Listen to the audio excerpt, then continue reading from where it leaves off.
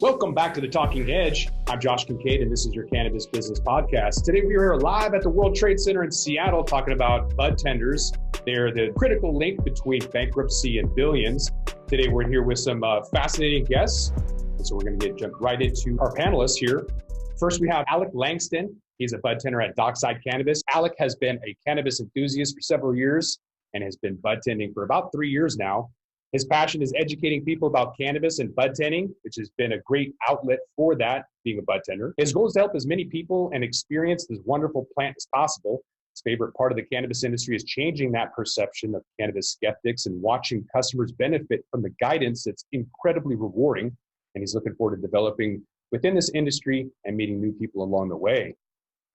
We also have Brian Yeager, CEO of LemonHaze.com. LemonHaze is a cannabis tech platform with a history of presenting industry data and more recently hosting events with a focus on budtenders, which is providing innovative and relevant education, networking opportunities, and business exchanges along with nationally recognized entertainers who have a prominent voice in the normalization and growth of recreational cannabis industry. Ashley is a budtender at Green Lady Pot Shop in Olympia. She's a budtender in Olympia with a medical marijuana certificate. Rebecca Berry is a senior account manager at Wurk. Wurk is an all-in-one workforce management solution for highly regulated markets, including the cannabis industry. They've created an intuitive application to manage payroll, HR, timekeeping, and tax compliance with everything you need to streamline operations, reduce labor costs, and minimize regulatory risk. And also, remotely is Claire Kaufmann, Director of Client Services at Brightfield Group. Claire's nationally known CBD and cannabis business and marketing strategist. She currently works as the Director of Client Services at the Brightfield Group, an industry-leading CBD and cannabis market research firm. Claire has worked in the CBD and cannabis space for the past 7 years.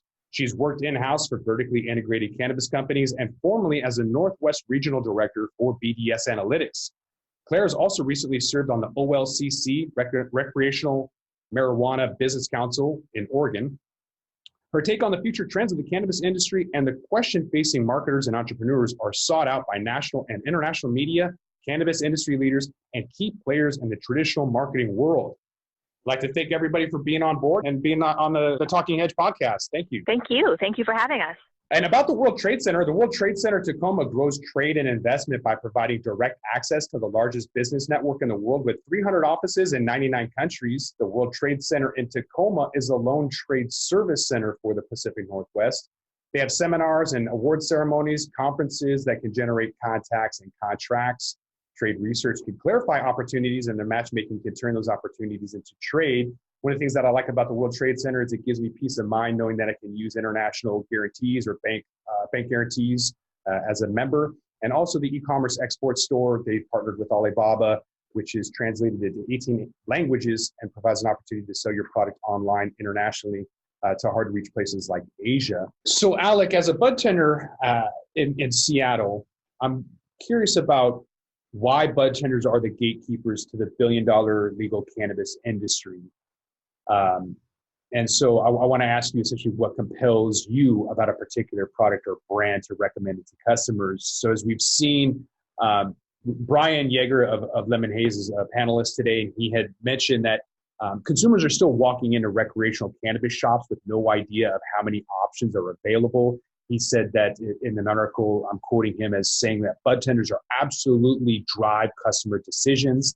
So LemonHaze.com uses retail data to track Washington's cannabis market. And Brian said it's widely understood in the industry that budtenders can have a huge influence over consumer choice. Washington's the only state with recreational cannabis where cannabis stores cannot be owned by farmers or processors. And the division between the production business and the retail stores has led to a huge array of different brands and products. Washington has more brands and products than Oregon and Colorado combined. And so Colorado-based data from BDS Analytics tracks over 1,000 cannabis brands, producing over 45,000 unique products during a 12-month span in Washington and Colorado. So Colorado only has 274 brands producing 11,000 products, while Oregon has 431 brands making about 10,000 products. So some retail stores limit how many they have, offering only a handful, but like many, like at Have a Heart, they stock a wide array. And so essentially, with all of these brands and all of this competition, Alec, what compels you about all of those brands and products in order to recommend it to a customer? Well, first I'd like to say I do like the term gatekeeper. I feel like that's very fitting to what my duty is as a budtender. What compels me to recommend a certain product?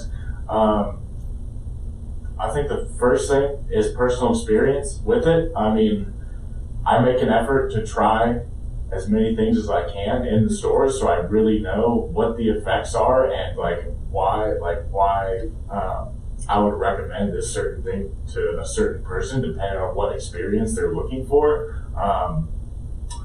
But what compels me to recommend something specifically is consistency. I think consistency is super important in the cannabis industry, just because without consistency, a strain that's working for someone 1 week, if it changes too much, if the grow changes or they try something different, if it changes, then that person has to find new medicine. They have to find some new medicine, right? So I think consistency in products is probably the number one thing that compels me personally to recommend a product. But I'm also not just recommending something based on what my experience is. I'm trying to gauge what experience someone is looking for. So the first thing I ask when people tell me, when people come in is what do you want to feel like? And whether that be an edible or flower or whatever, I ask them what they want to feel like and try and gauge, are they trying to be creative, focused? Are they trying to be relaxed? Are they trying to deal with anxiety? And that's kind of what I do to try and zero in on what the customer, what the individual wants. I wanted to get Ashley's take on quoting Brian in a recent article saying that budtenders absolutely drive customer decisions. So Ashley, what compels you about a product or brand in order to recommend it to customers when there's so many out there? One that wasn't mentioned in that list was pesticides used or any other ingredients. What they're using as pesticides, whether that be actual pesticides on the market or all natural ones, like rosemary, thyme, those type of all natural herbs that you can use as well. That for me anyways, in the shop that I work at in Olympia is huge. We only have about one big vendor that still uses pesticides that we carry pretty regularly, but it's a big name, so it's kind of one of those things in the market. People know big names as branding, and they go for the Fat Pandas or the Northwest Cannabis Solutions. Those are neither of the people that I'm talking about, but we'll go with the big name brands that they know of instead of a small no-name farm unless it has a huge budtender following. Yeah, I think that's, personally, as a cannabis user, I've been using cannabis for about 15 years now. I feel very comfortable with specific brands, but at the same time, there are budtenders that I've had relationships with, and that longevity of trust builds on me following their recommendation. And I feel really blessed to have those relationships, and very rarely do budtenders steer me wrong. So it's so great to have that knowledgeable lead behind the counter steering me in the right direction. And with that, we're going to roll this one up. I'm Josh Kincaid. This is the Talking Hedge. I want to thank all my guests for being here with the Budtender panel. That's Alec Langston. He's a budtender at Dockside Cannabis. Brian Yeager right here, CEO of lemonhaze.com. We have Ashley Hirchert, budtender at Green Lady Pot Shop in Olympia. On the line with us is Rebecca Berry, Senior Account Manager at Wurk. And also on the line with us is Claire Kaufmann, Director of Client Services at Brightfield Group. Previously recorded is Tom Gieger, Communications Director of a union in Seattle, UFCW21. Also Kara Bradford and David Muret, co-founders at Viridian Staffing. And Zahra, Kohl, and Tyler Nesterenko of Budtenders Ball.